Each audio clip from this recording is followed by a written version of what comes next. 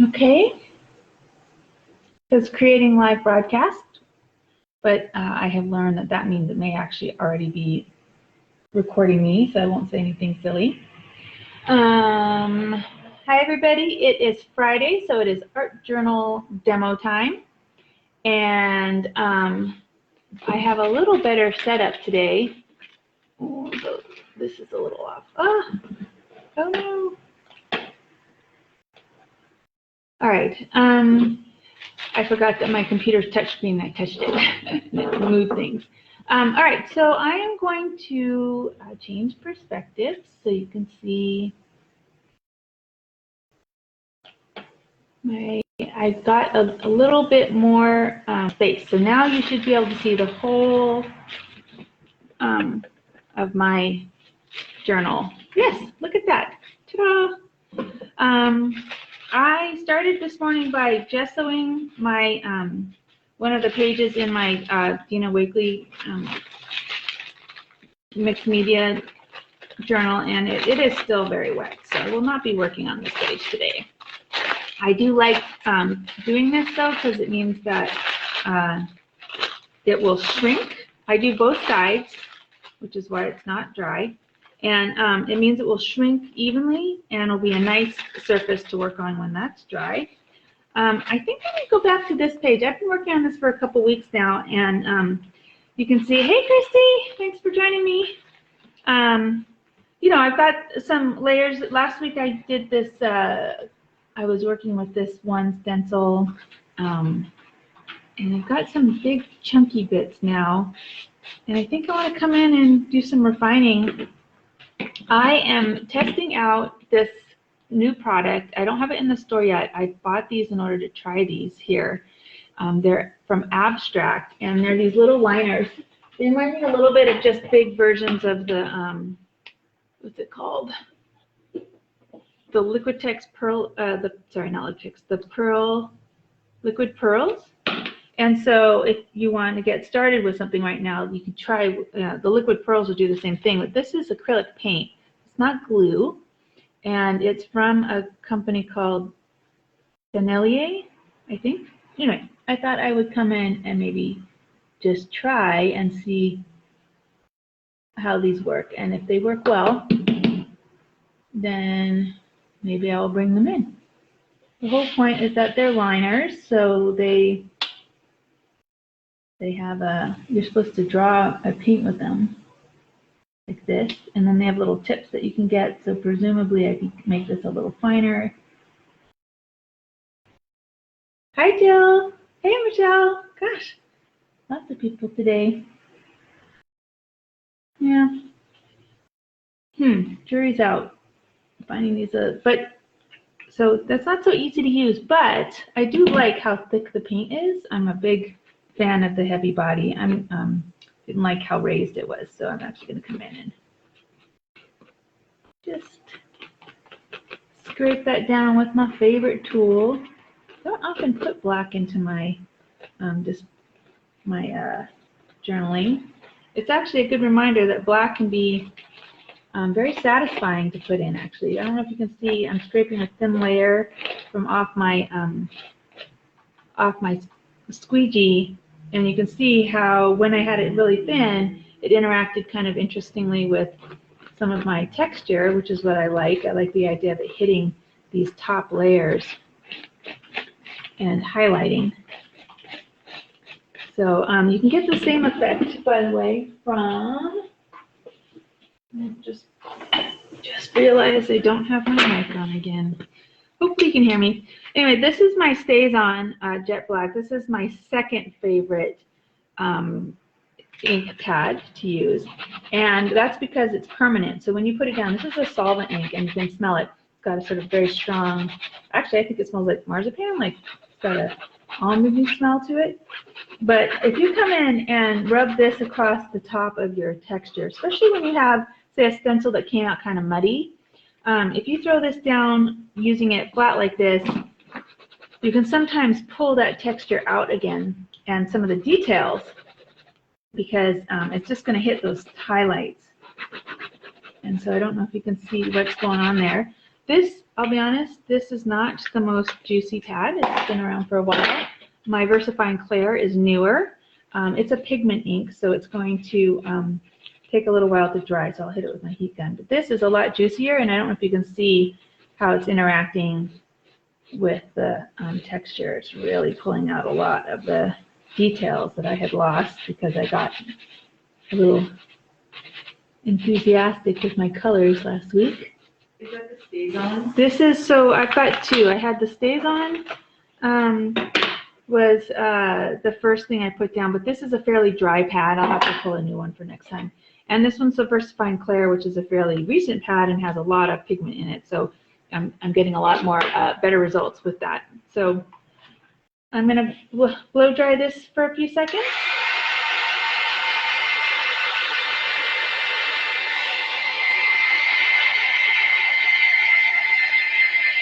Oh, that works too, yeah. There's also the StazOn, the Jet Black. That is the other one, the one that I actually use. And the Jet Black is more of a dye ink. It's actually more like, if you really want to think of it, it's more like a Sharpie and a ink pad. It's kind of that formulation. Okay, let's think. What do we want to do next? I've got some things just sitting on my desk from the last few weeks. I'm just going to go back to my turquoise or my fuchsia modeling paste. And ooh, that means I need this pencil. This is the one that was sitting on top, so we're going to go with this one. Just going to throw this down in a couple of places. At this point, I am genuinely not thinking about what's underneath. I have just throwing it down in spots that I feel. There's that whole idea of if you throw it down in one spot, you should throw it down in two others. That is a rule I break frequently, but if you are here looking for some art, journaling, or just some plain old art advice, then a good place to start until you get comfortable with your own style is to do things in threes. It's a feng shui idea. The idea is that your eye likes the to see it in more than one place, unless it's a focal point. And this is not. This is all just background work. So now I've got this modeling paste. This is one of my colors that I mixed up. Haven't got a good name for it yet. Freaky Fuchsia. Maybe it's more of a magenta color.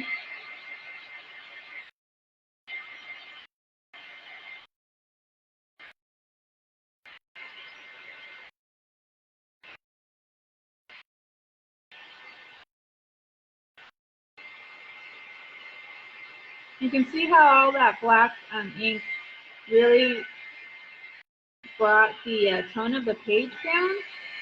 And so, let's see, let's play with some white.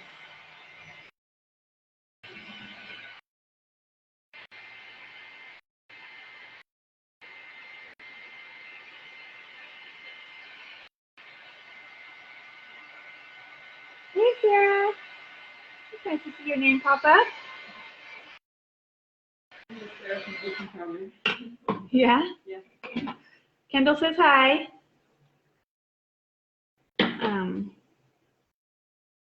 All right, so this is white. So this is the white liner.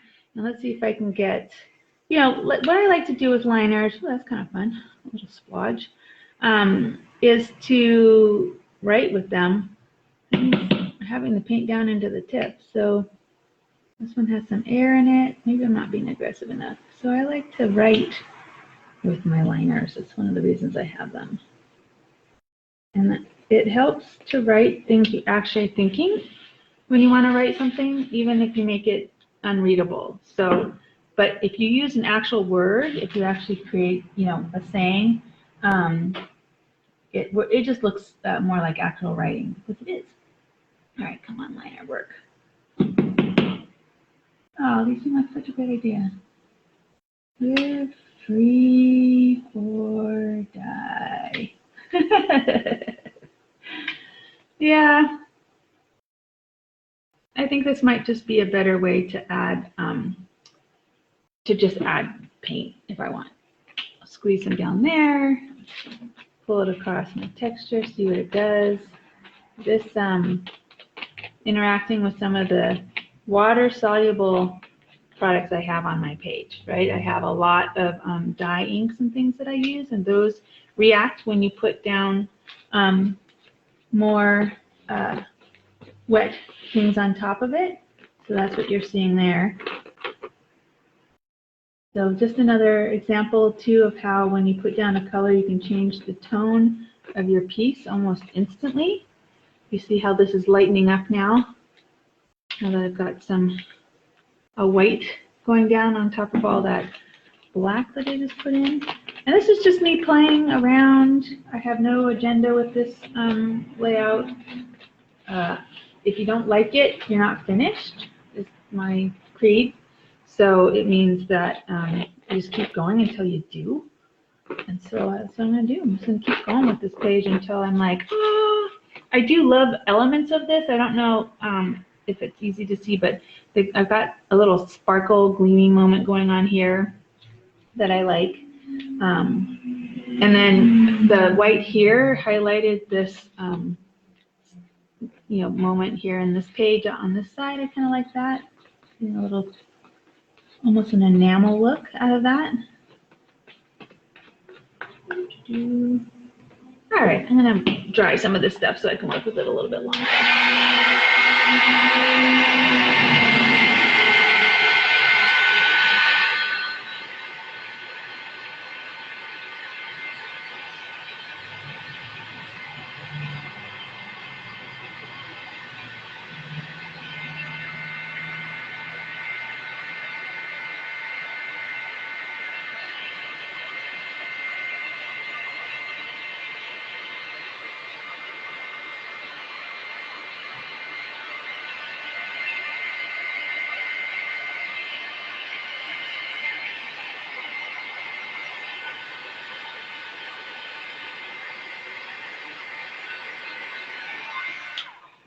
So some of my paint has created a skin and then pulled up a little bit because I scraped over it. And I love texture, but I have a thing about things that end up flappy. I don't like it. So I'm patting those back down again. All right, let's look at the big picture here. What do I want? I actually like the white. Let me see if I went a little bigger with the liner, if it would feel better.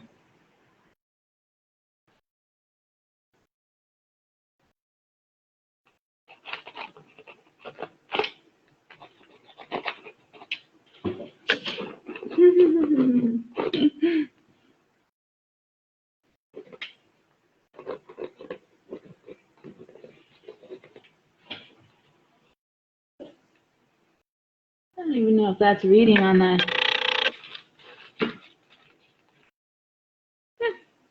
Kind of like the. See if I can get this.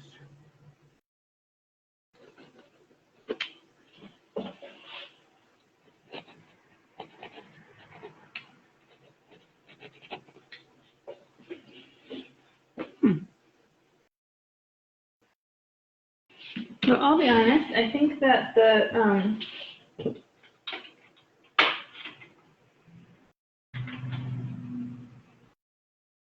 here are the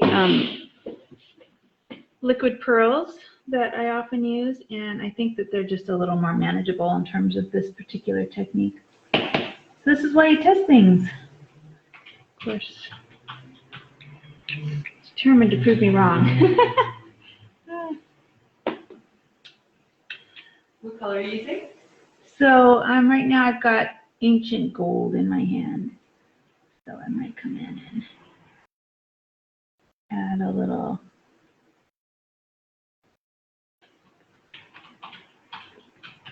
more writing here.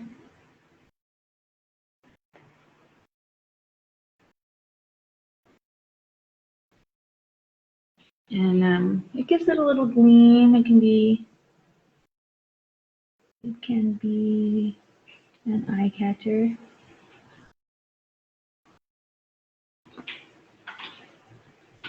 I don't know if the details like this are coming through on the live, But hey, Lois, welcome, welcome. Let's see.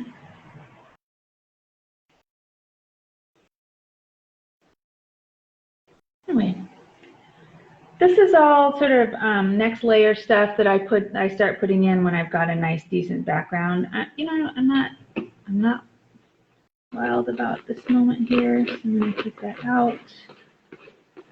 I'm going to dry that up and see what happens if I throw something down on top of that. You can always obscure something that's not working for you, that, you know, sometimes if you want to use this in terms of an art journaling tool, you know, just a reminder, the idea behind these techniques are that these are layers, and that whatever you put in the page is still there. It's just under more layers as you add them. And so, you know, one way to start, if you want to use this as a little bit of a therapeutic tool, is to start by writing on the page and writing all the things that, you know, you want to unload. Maybe if you do morning pages, you put your morning page down underneath this, and then you paint on top of it. And it can hold that for you. So, you know, as I keep going, I might find a lot of this stuff disappears into the page, all the things that I said. And I have some angry pages out there in my journals, pages where I've needed to articulate something and I don't need to keep it once I figured out what's bothering me. So if you enjoy this but want it to be a little more purposeful, then I encourage you to look into, or you know, to think about how you can interact with the page in a therapeutic way. You know, do you choose your colors based on your mood? Do you choose, do you write first? Do you collage first? Do you put, you know, that rejection letter on the page and collage over it? Like, you know, there are ways to interact with this that are beyond just the fun of it. But I do truly believe in the fun of it. So I truly believe in the moment that you get lost in what you're doing. And even if what you're doing is just making this one little part, you know, a little more intricate, then as long as your brain gets you focused and you have that moment and it really does something chemical to your brain, then it's doing what we want it to do. So art journaling can be all sorts of things, but at its base, it's tapping into that side of you. And it is a chemical thing that actually happens that will actually serve you through the day. Okay, I'm going to add, this is one of the new products I've been using recently, the icing paste by Finnabair. This is her vintage gold. These are all in the store now. You can buy them now if you're eager and or desperate. And I'm just going to use, this is one of those stencils that's on its way out because it's so thick with paint, because I don't clean my stuff. Actually, I'm going to use, this is a Finnabair stencil. It's been around a while. I do have it in the store if you're taken with it. And so now I'm just throwing down some of her vintage gold. These are pastes, texture pastes, so you're going to get a nice chunky look with it, however you use it.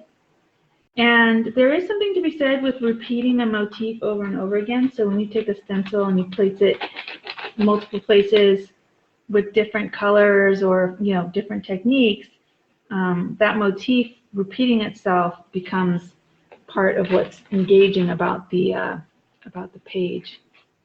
What an antique gold is out to me. That's a good question. Vintage. Doesn't actually say on the lid. Vintage gold. Nope, icing paste vintage gold. Now I might have put it in the system wrong. That is definitely a possibility. Yeah, I think that's what happened. Thanks. Okay. We'll take that. Children. Okay, so yeah, I think that's gonna be quiet for a minute and see what this page wants from me.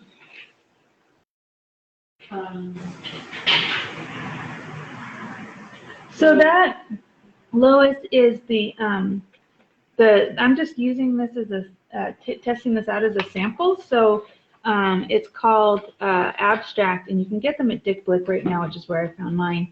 But I don't have them in the store yet, and they didn't behave the way I wanted them to, so I'm not sure I'll bring them in.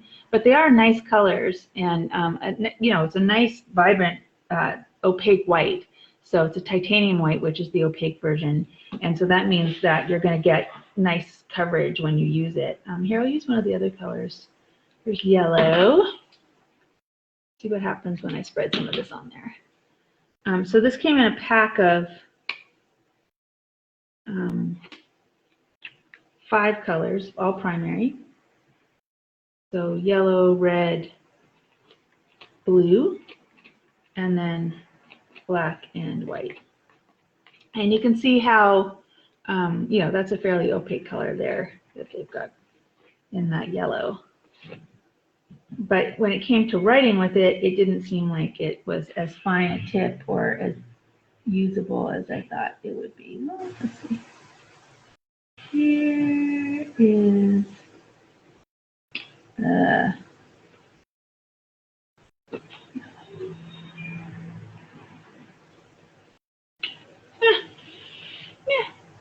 we'll see. See how that dries. It's one of the things I do with my art journaling is, you know, for me, it's a place to test new products. And getting them all over me today. Anyway, I hope that answers your question.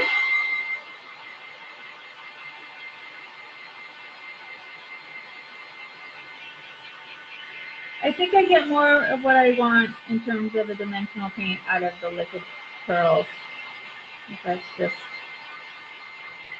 the case. I do love this blue. This is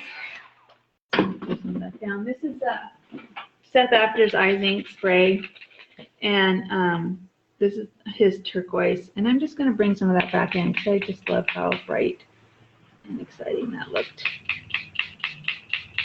And as you can see, I am not the least bit attached to my spread right now. I am happily obscuring some of it. This is a little water. This is the Tim Holtz water bottle, which I love. It's just got a nice squeeze action, dare I say. I'm going to tip this up a little bit and let that goober around. Now, I find when I do something like this, you know, sometimes I'm like instantly like, what did I do? But I don't know if you can see what's happening. I've got a lot of texture going on, a lot of different colors. And so this is sinking into those low places. And it's allowing for some of that color, when it's incorporating everything, not very wet, but it's also allowing some of those colors to come up independently. Now, do you see some of this writing that I did with the liner is now popping up, and the text that you can see from that with the stencil I used the other day is popping up. And so sometimes adding a spritz like this, you know, the first moment is like, ah, and then as it settles and moves around, you can see it pull out details that you had lost. And so I actually make people do this halfway through the class that I teach on this because of what it does to your page. It adds a richness. It can bring out details like that you didn't even know were there. Like sometimes the places where your stencil hasn't really caught and it's gone mushy, then creates its own kind of texture, which is really exciting. But you can't see it unless you highlight it this way. So, and I can still see the very beginning stencil that I did when I used this Phoenix, which is the this really chunky, glittery stuff from the icing paste. Actually, this is her effect paste from Cinnabar. And it's still under there, gleaming away. So like I said, with this, the way I use my layers, there's almost always a little piece of what I started with visible at the end. We're getting close to the time limit, guys, so in a second I'm going to sign off. But That's wet. Don't forget that I'm doing my product reveals. I have more stuff to show you, new stuff that came in over the week. And I've been inventorying like a mad person. You go to the front page of the store, craftinessonlineshop.com or Craftiness Online. You can get there either way. And you should be able to see there's a ton of new stuff out. A lot of the Stamperia stuff that I've shown off is now logged. And so, if you're looking for stuff, start there. And I don't know if you can see, I want you to see some of the details that came out of that. Let's see if I can get this focused for you. So putting down that turquoise added a richness and a depth that I didn't have before, and it highlighted a lot, and it also sort of pulled the two pages together. And so, I haven't been going as deep with my my layers recently, so I'm glad I did that because I love doing it, and I forgot because it's been so long. Anyway, that is me for today, and I really hope you join me at 1 for the product reveal, and then my plan is to add some online classes. If you're looking for something, just send me a message. Let me know if there's something you want me to put on the calendar. But the jelly. oh, this is not showing me the jelly printing class. Oh yeah, the jelly printing class is next weekend.